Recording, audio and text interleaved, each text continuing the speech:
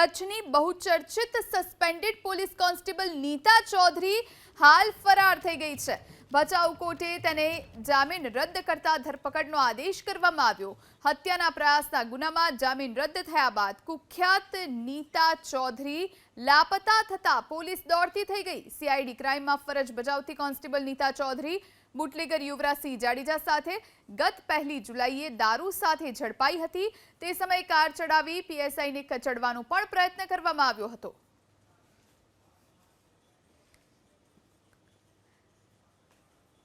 સાગર બાગમાર આપણી સાથે phone line પર જોડાયા છે।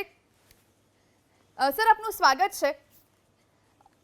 જે સસ્પેન્ડેડ મહિલા પોલીસકર્મી નીતા ચૌધરી હતા તે ફરાર થયા છે। બુટલેગર યુવરાજસિંહ સાથે 1 જુલાઈએ દારૂ સાથે ઝડપાયા હતા અને આ સાથે પીએસઆઈને કચડવાનો પ્રયત્ન કરવામાં આવ્યો હતો। આપની પાસે શું જાણકારી છે? કઈ રીતની શોધખોળ કરવામાં આવી રહી છે? એમાં ઓવરઓલ જે ઇન્સિડન્ટ બન્યું હતું એ ઇન્સિડન્ટમાં જે પોલીસકર્મી છે એમના વિરુદ્ધ 2 ગુના દાખલ કરવામાં આવ્યા હતા એ સાથે જે બુટલેગર અને બંને ગુનામાં જે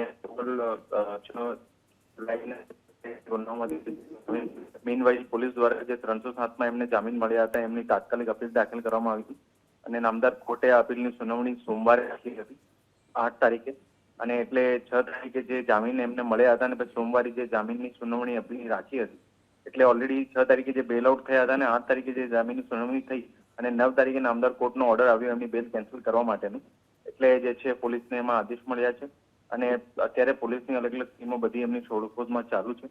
પણ વસ્તુ એ છે કે જ્યારે એમને 6 તારીખે જ્યારે જામીન મળ્યો એના 9 તારીખે જે પોલીસને ઓર્ડર મળેલું છે મીનવાઇલ 2 દિવસે ક્યાં થઈ અને ક્યાં હતી જે ઓલ ક્યાં લોકેશન છે અને ઓવરઓલ બધી વસ્તુ જે છે પોલીસ દ્વારા ટ્રેક કરવામાં આવી રહી છે અને એમને આશા છે કે ટૂંક સમયમાં જે છે ઝડપી પાડવામાં આવશે। સર, પોલીસની કામગીરી પર સીધી રીતે સવાલ ઉભા થઈ રહ્યા છે પણ એમાં જે ઓવરઓલ જે સિક્વન્સ ઓફ ઇવેન્ટ્સ હતા બેન, સિક્વન્સ ઓફ ઇવેન્ટ્સ પ્રમાણે એમને 6 તારીખે ઓલરેડી બંને ગુનામાં જે બેલ આઉટ થયા હતા અને પોલીસે તાત્કાલિક જે છે જ્યારે એમને 307ના ગુનામાં બેલ મળી ત્યારે નેક્સ્ટ ડે અપીલ દાખલ કરવામાં આવી અને નામદાર કોર્ટે પણ પોલીસની અપીલ જે હતી એ ગ્રાહ્ય રાખી છે અને એના અનુસંધાને જે છે નામદાર કોર્ટ દ્વારા મંગળવારે 9 તારીખે જે છે જે એમને 307માં નીચલી કોર્ટ દ્વારા જે બેલ આપવામાં આવી હતી એ પોલીસની જે અરજી હતી એ ગ્રાહ્ય રાખીને એ બેલ પણ કેન્સલ કરવામાં આવી છે। જી આભાર સર અમારી સાથે જોડાવા માટે।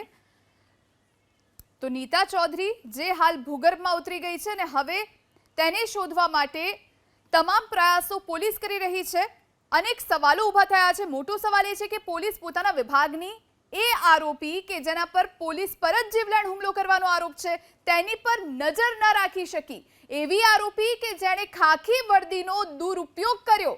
પોલીસે એવો તો કેવો નબળો કેસ રજૂ કર્યો કે જેથી નીચલી કોર્ટમાંથી જામીન મળી ગયા।